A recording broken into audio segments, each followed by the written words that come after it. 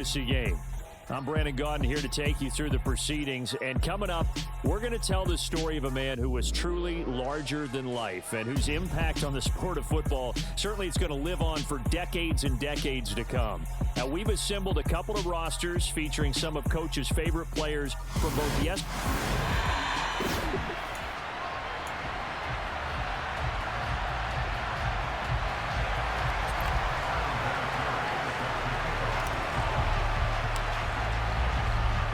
The Coliseum back to its original 70s glory. What a scene in the East Bay. And we're underway in the John Madden Legacy Game. And no run back here, so they'll bring it out to the 25. So it's the NFC stars who will get the ball first. And Charles, as we alluded to, we've got a different era of coach on each sideline. So the man coaching this NFC squad, we'll call him Young John Madden. This is a coach who was trying to establish a foothold in the NFL and on the cusp of doing it very successfully. Yeah, you think back to that period, those early days as the coach of the Raiders, the late 60s in the AFL and then in the NFL in the early 70s. Coach was a guy who was ahead of his time. The Raiders were one of the first teams to have mini camps, one of the first to film practice, because he wanted to practice coaching as much as he could. And his teams, they were successful right from the start of his head coaching tenure. And right away, he lost the football. And luckily, one of his teammates able to fall on it, so the NFC will hang on to the football. So they keep the ball, but work to do on second and long. On the draw, here's Sanders. And that didn't fool anybody. He's going to be dropped in the backfield. So as we mentioned at the top, let's take you through the life of John Madden. And, you know, it's very fitting that we're here back in the Bay Area, not just because John's so associated with Raider football, but also because this was where he spent his formative years. Yeah, he grew up over Daly City with his buddy John Robinson, who would also become an NFL head coach. He played his high school ball at Jefferson High, eventually wound up playing tackle at the University of Oregon, and later Cal Poly San Luis Obispo. Played well enough that in 1958, he was a 21st round draft pick of the Philadelphia Eagles. That's right, the draft took 30 rounds then. So on fourth down, here's the Australia native Mitch Wishnowsky to punt this one away. Back deep, two-time Pro Bowler Dante Hall. And taken right at the 35. A good kick, 48 yards, 4 on the return. And the AFC will take over, 1st and 10. So, Charles, as mentioned, we've got another Coach Madden over here on the AFC sideline. Of course, his Raiders, members of the AFC West. So this is a conference he battled in for his entire career. And you think about the landscape of the NFL as he was getting into the back half of his tenure. It was a golden era for coaches. You had Don Shula, Tom Landry, Chuck Noll, Bud Grant. But it was John Madden who had the best winning percentage of them all, CD. 759, the best ever. Brandon, it's hard to believe he could be so successful in a conference with all those great teams. The Steelers won 4 Super Bowls. The Dolphins won 2 and were a mainstay in the playoffs. The Colts were tough. The Broncos came out late and went to a Super Bowl themselves. But against Hall of Fame coaches, John Madden's record, 36, 16, and 2. That's pretty incredible. His Raiders were a factor each and every year. But Charles, you mentioned Coach was a 21st round draft pick back in 1958. It was the Philadelphia Eagles who selected him. But unfortunately for John, knee problems, they just continued to dog him. He was hurt in his first training camp, actually never saw the field as a player in the NFL. But it was still during his time with the Eagles, you and I were talking about this before going on air, that you could start to see the light bulb going on for what his career path might entail. And it went on in a big way, didn't it? Because while he was rehabbing his knee, he started to spend a lot of time breaking down film with the Eagles, with quarterback Norm Van Brocklin, the future Hall of Famer and future head coach in the NFL. Remember, Van Brocklin coached with the Falcons, he coached with the Vikings. And it was there during that time, I think Coach Madden realized his love of football and love for teaching, combining all that together, and that meant being a football coach. So in 1960, began his coaching career at a small college south of San Luis Obispo called Allen Hancock, and then later at San Diego State University under another legendary coach, the guy that threw it around pretty well, Don Coryell.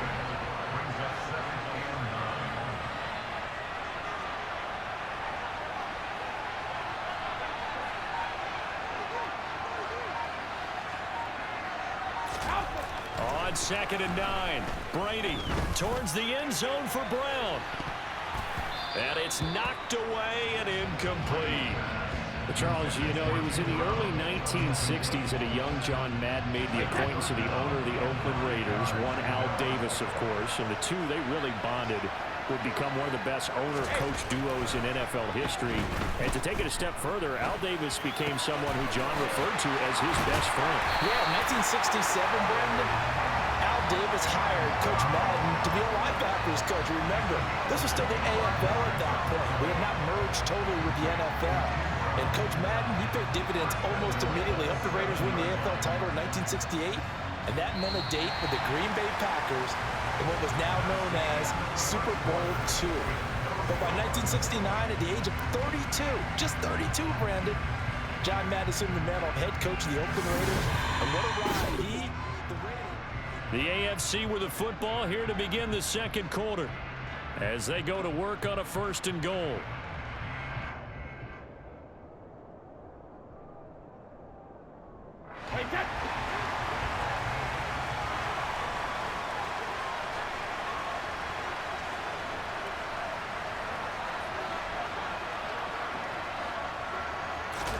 To throw, it's Brady. And that is caught for an AFC touchdown. Tony Gonzalez, a 7-yard touchdown grab. And they are able to strike first here on their opening drive. What a great weapon. So often, such a big mismatch. And there's no route he can't run. You name it, he's going to do it. And he's a matchup nightmare for the defense. No matter who they put on him, he's going to win the battle. Now Adam Vinatieri for the point after.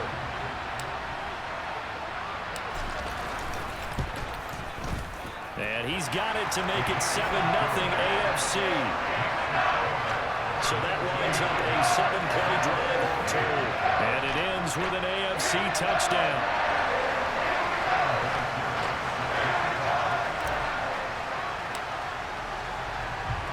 And here's Vinatieri now to kick it away after the touchdown.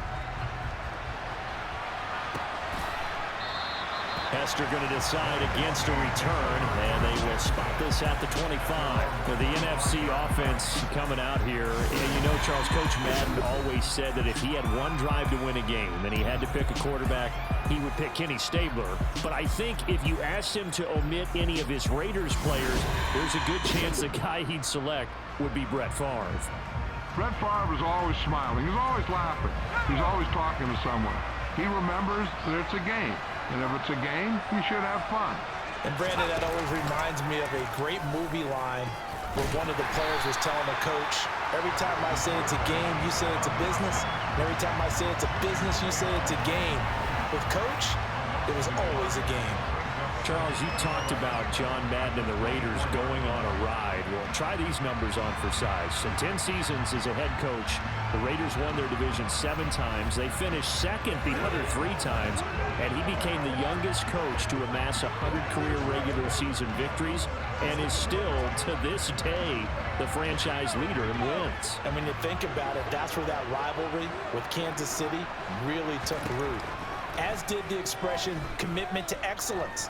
And boy, was it personified by the players who played for Coach Madden. On offense, how about quarterback Kenny Stabler, wide receiver Cliff Branch, wide receiver Fred Biletnikoff, tight end Dave Casper, to name a few. How about those great linemen he had? Center Jim Otto, guard Gene Upshaw, tackle Art Shell, all of them in the Pro Football Hall of Fame. And guys on the defensive side of the ball, the Mad Stork himself, Ted Hendricks, Willie Brown, John Matuzak, Otis Sistra, and Big Ben Davidson. So many great players, so many great memories. Here's Mitch Wishnowsky now.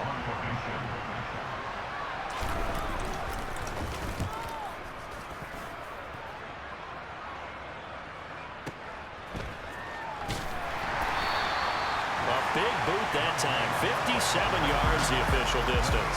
And the AFC will have it 1st and 10 deep in their own territory. But the AFC making their way out, and it's one of Coach's favorites, another local guy, Tom Brady, who will be at the controls. And boy, Coach always admired the way number 12 could run an offense, and especially his ability to stay calm under pressure. Tom Brady is a guy who's always looking downfield. He never looks at the rush. He hangs in the pocket, and he makes a throw. He's a cool guy. He's a tough guy. Let me tell you, there's no one calmer in the pocket than Tom Brady. And I know that Coach has a great appreciation for Tom Brady, who turned 45 back on August 3rd, because Coach coached a guy like him in George Blanda, who played a long time in the NFL. In this game, it features legends and active players. Tom Brady qualifies as both.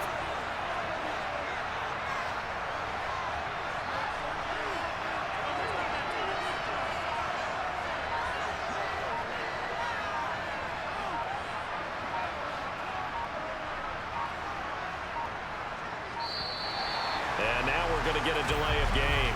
And that's going to back him up halfway. Delay of game.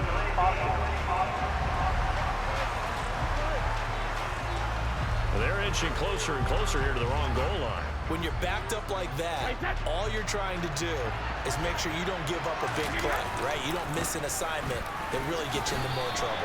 Charles, you think about all the success that John Madden had as an NFL head coach, and he had plenty, and we talked about it, including the 10 straight winning seasons, a Super Bowl title. But like any great coach, he also suffered through a few tough losses along the way as well. And Brandon, those tough losses came in high-stakes games because they always had such great success. Think about it this way. 6 times in his 10 years, the Raiders were knocked out near the AFL championship game or the AFC championship game. There might be a divisional round exit. That's the one. And from their own end zone, it's a fake. Oh, but he'll be stopped well short of the first down marker, and it's a turnover on downs. A little trickeration there, but it doesn't fool him. And now, boy, the ball's going to go over on downs here inside the 10-yard line. The NFC heading back out. Hall of Famer Randy Moss, a part of this offense. And Coach Madden, boy, he always appreciated the ferociousness with which number 84 attacked the football in the air. As Randy Moss. And that's going to be caught. Touchdown NFC. Cooper Kupp from 6 yards away. And the NFC just an extra point away from tying up this game.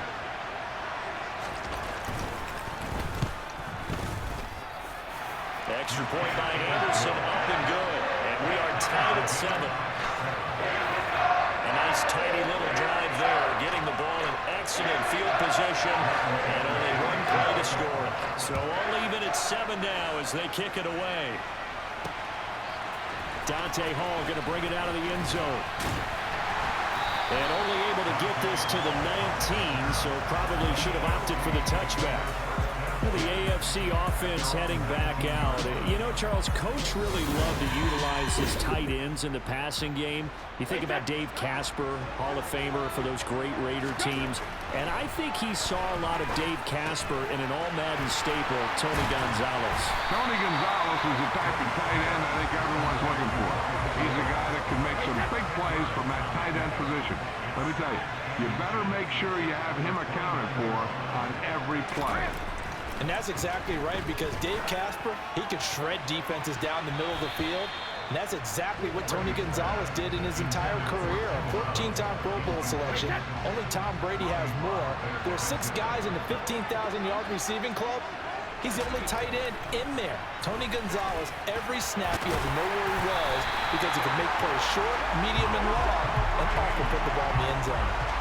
Tom Brady flashing the mobility, scrambling there for a first down. Well, here's your first example of how this guy can beat you in more ways than one, because they took away his arm, but he was more than happy to dissect them with his legs for that first down pickup.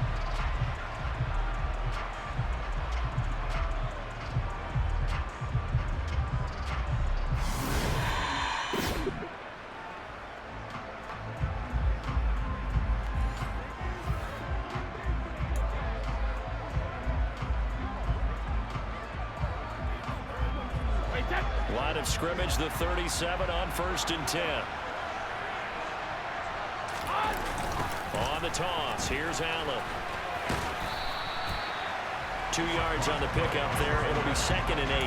Oh, that's a real nice job there by the defense in front. They just engaged and held their ground. But how about the guy who made the play? We often talk about whether they take a good first step or not. Many times you just don't take any step. Just get your feet moving, get your body going, and then once he made the read, he was able to make the play. Now a deep ball there on second down, but it'll wind up incomplete. Quarterbacks work all the time on manipulating the defense with their eyes and their head movement. In this case, he just stared the receiver down. That allowed for excellent coverage, able to knock that one away. And he'll find Hall. And they're going to get this to about the 44-yard line.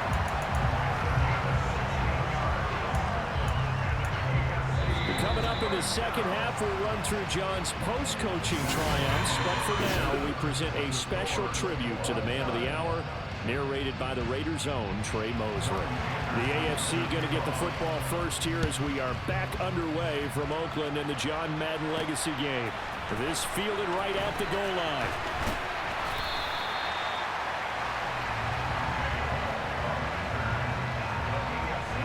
The offense for the AFC set to go now.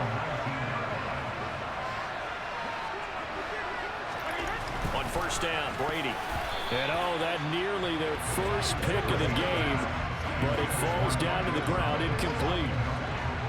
Third quarter, all tied up. This is 2nd and 10.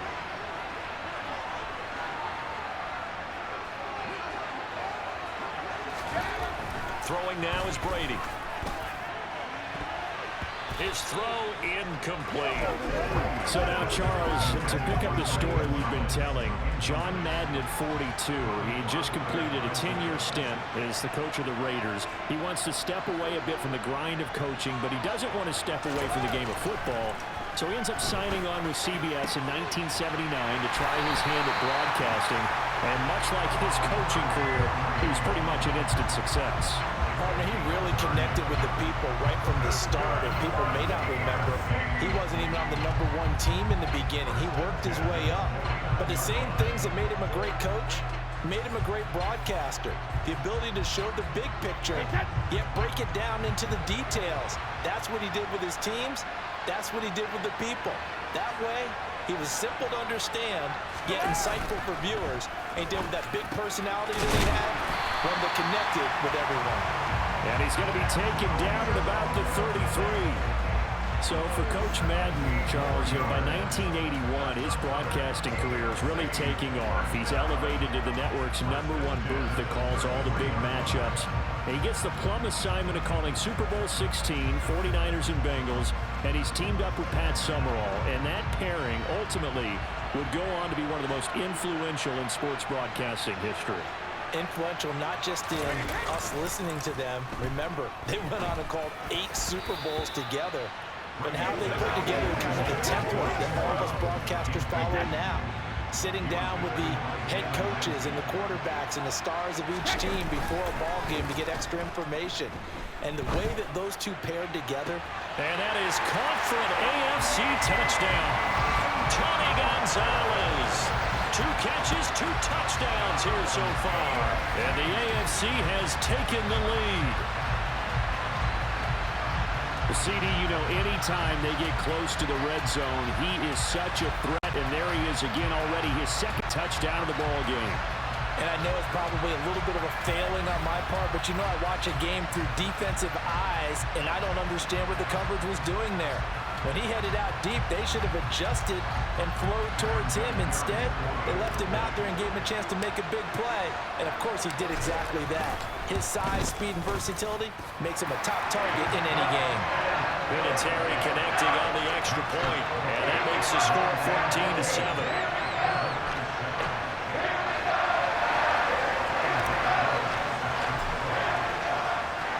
And here's Vinatieri now to kick it away after the touchdown.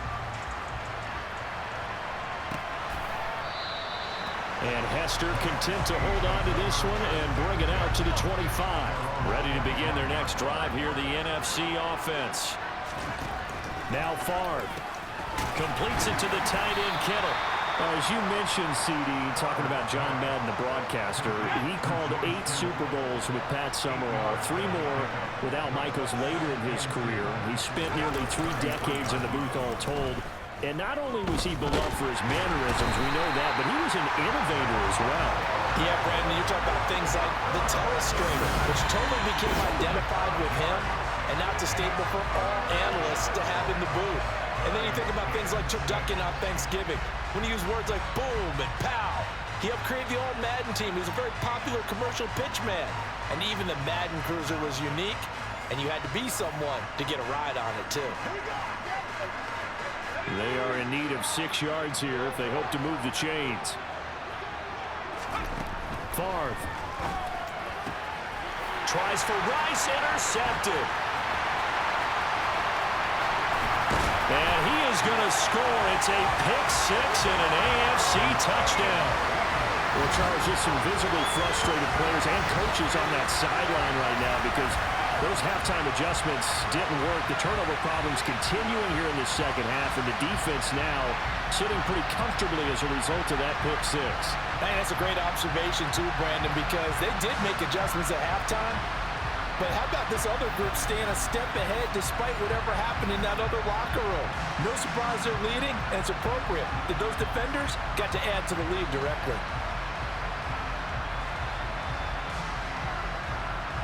Vinatieri now for the point after.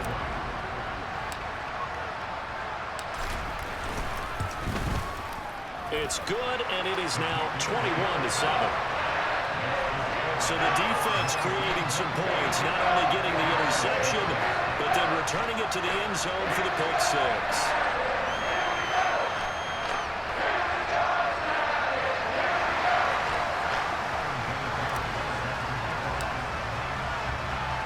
So they'll get another shot on offense following that pick-6, and now the kick is away.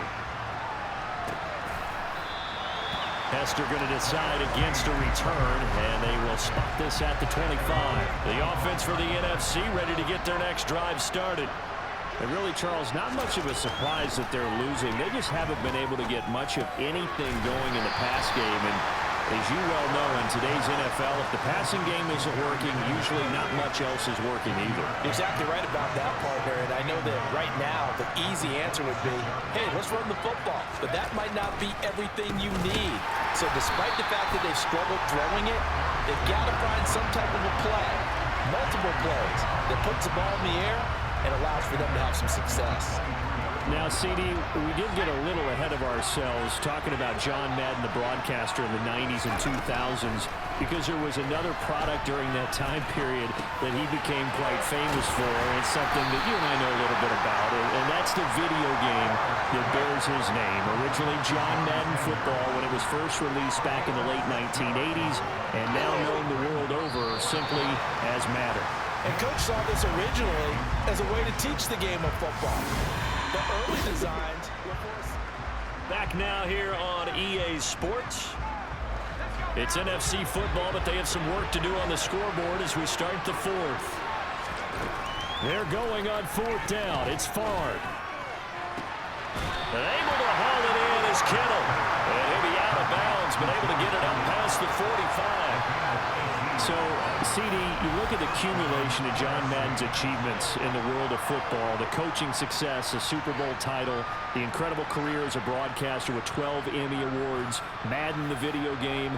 It was very fitting back in 2006 that John Madden got the call to be enshrined into the Pro Football Hall of Fame. A more deserving person you will not find. He gave an incredible speech on that day, Brandon. So many of his former Raider players were in attendance. He talked about how he envisioned that when the last person turns off the lights in the hall every night, that the bus talk football amongst themselves. And what a discussion that might be. Yeah, he finished his speech by saying, today feels like the second time in my life that I'm being carried off on the shoulders of others. Yet instead of off the field, it's into the Hall of Fame. This has been the sweetest ride of them all. You think about John Madden in his retirement years post-broadcasting. He was about as active as most people are in their working years. I mean, he continued to play a key role on the NFL's competition committee. He was available to a wide range of people as a tutor, as a mentor. He continued to teach the game of football to all who would listen. And, Charles, as you and I know, he even continued to provide input, a lot of input, on the Madden video game. Yeah, I know a lot of folks that design and build this game certainly look forward to the yearly visits out to the Madden compound that he had out in the East Bend. They pitch the new aspects of each year's game to him, get his feedback, and then get to sit back and spend 6 hours with him on a Sunday. Watching football and listening to him tell stories and talk even more ball. It had to be an incredible experience for all involved. Throwing is far. Man open, it's Cup. He's got it. And he couldn't quite get there. Tackled down at the 1. They're able to convert up. And this is caught now for a late touchdown. So hold everything here. This one's not over yet. Still an important piece of business to take care of, the extra point. It's up and good. This becomes a 21-14 ball game now. A 10-play drive that time. And it all ends with a George Kittle touchdown. Following the touchdown, here's Anderson to kick it away. Here comes Hall. He's going to bring it out.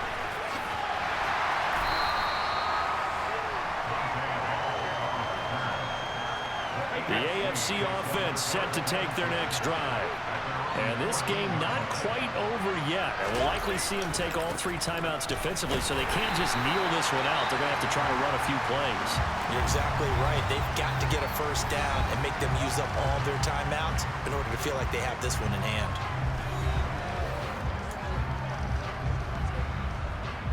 Have to imagine this will be on the ground as well as they come up 2nd and 7. Here's Allen. Now the NFC going to take a timeout, their second, as it comes with 1:25 left to go in the contest. Coming up here looking for 3 yards to pick up the first.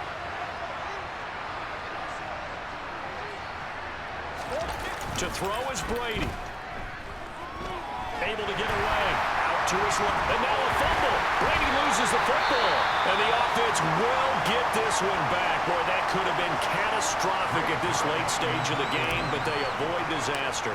Here's Ray Guy now, on presumably to punt. And look at this, another fake. Oh, but he'll be stopped well short of the first down marker, and it's a turnover on downs. How about that for a call? Leading in the second half, fake punt, but this one's going to work against them. And, partner, I love a fake punt as much as anyone. In fact, I might love it more than other people, but in this case, probably a step too far, because not only does it not work, but look at the field position they gave up after the attempt. And he can't get a throw off. He's taken down. What a huge play at this point in the game. And it's caught. It's a touchdown. So they rally here in the final minute, and they're an extra point away from tying this game. Anderson on for the extra point.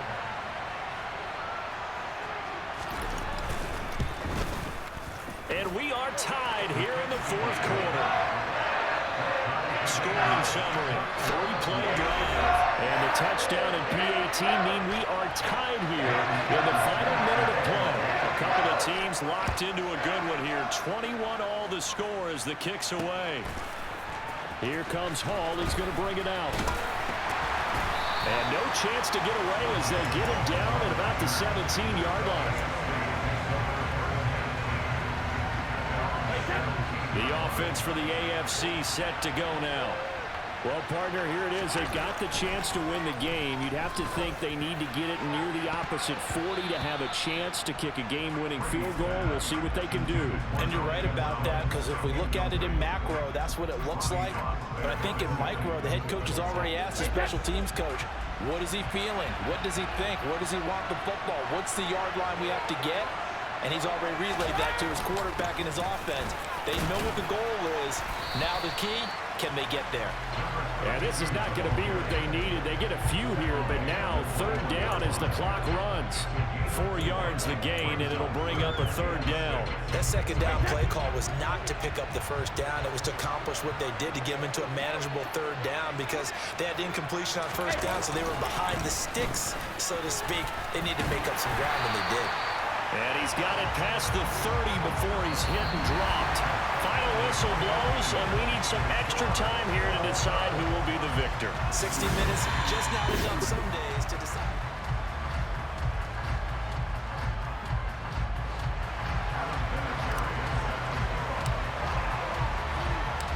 4 quarters couldn't decide things, so it's on to overtime here as the kick is away. And no return here to begin the overtime session. That'll be a touchback. Ready to begin their next drive here, the NFC offense. And everyone knows the OT rules, Charles, but pretty simple formula. They go down and get a field goal, we continue play, but if they can find the end zone on this possession, ball game over. And as meticulously as all teams plan for a game, I don't doubt for a second on that offense coordinator's play sheet, he's got some overtime plays that he wants to run. I know it sounds crazy, but they plan for everything. 1st and 10 all the way throughout the game, 2nd and 7, whatever. Right now, he's looking at that play sheet saying, if we get to overtime, what can we break out that they haven't seen? And when you're playing a quarterback with some experience and some moxie, you enter the danger zone when you decide to blitz him, because if he's able to diagnose as he did on that play, he can hurt you downfield. He reads defenses so well, doesn't he? He really does, and the best part about that play for him, I don't think that was his primary target. I don't think so either. I think he had the read, figured out where the blitz was coming from, and went to a secondary target for a really nice game. Now a throw to the end zone on 1st down, but it winds up incomplete. There is something to a game plan with trying to keep a defense honest with a guy with that type of speed. You do so. Send him deep, try to throw some air under it, and hope you connect downfield. On that play, they were unsuccessful. Another throw on 2nd down, and this one incomplete as well. In need of a 3rd and 10 conversion to keep this opening drive of OT alive. A throw there, but that's going to wind up incomplete. Well done by the defense. They did their job here in overtime. Boy, did they ever, because now it's 4th and really long. So if you do decide to go for it, people think you might be a little bit on the nut side, don't they? But guess what? If I did decide to go for it, I'd call something deep. I'd throw a deep pass and hope that the defense didn't remember to just knock it down. If they intercept it, it's almost like a great punt and helps out your defense with field position. Looking middle, and it's incomplete. They tried to make something happen, but that one came up incomplete and really wasn't a good-looking throw.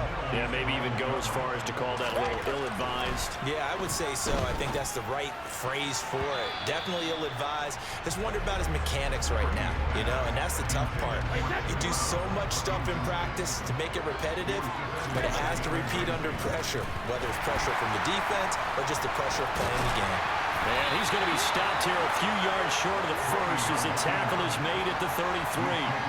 Decent gain on the scramble to 6, but now it's 4th. Here's Ray Guy now on for a very important punt here in overtime. And they're going to try this again. It's another fake.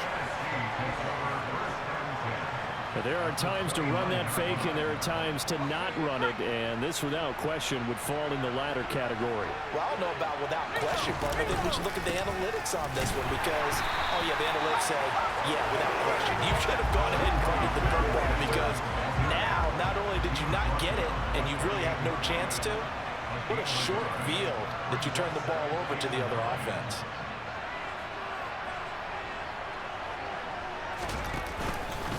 Second down, and back they go to Sanders.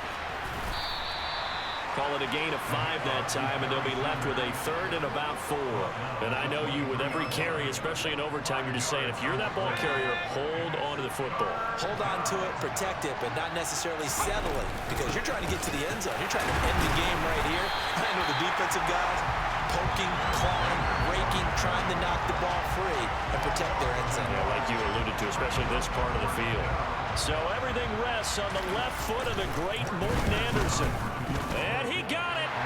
The kick is good in overtime. He's able to split the uprights.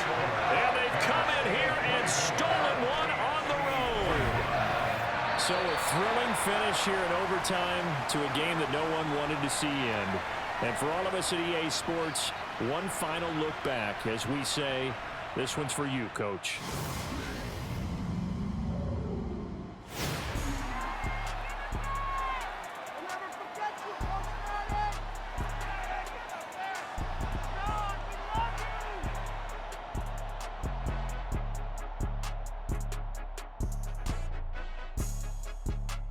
I just say this, I thank you all very much. This has been the sweetest ride of them all.